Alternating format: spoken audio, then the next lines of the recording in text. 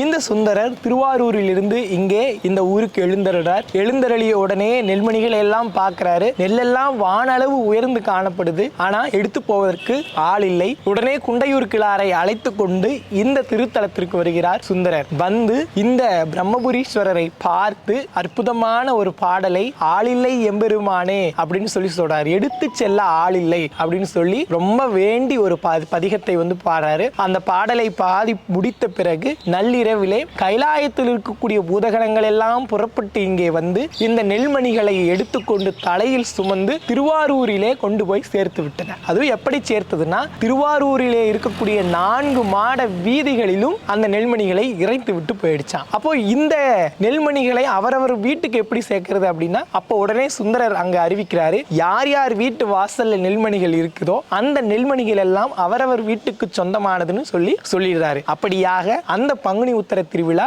மிக வெகு விமர்சையாக கொண்டாடப்பட்டதா இந்த ஊர்ல குண்டையூர் கிழாரினுடைய வரலாற்றின் மூலமாக தெரியப்படுது. அப்படிப்பட்ட அற்புதமான அடியாறு வாழ்ந்த இந்த திருத்தலத்திலே சுந்தரர் பாடிய இந்த பதிகத்தை இப்போது நீங்கள் கேட்டு மகிழுங்கள்.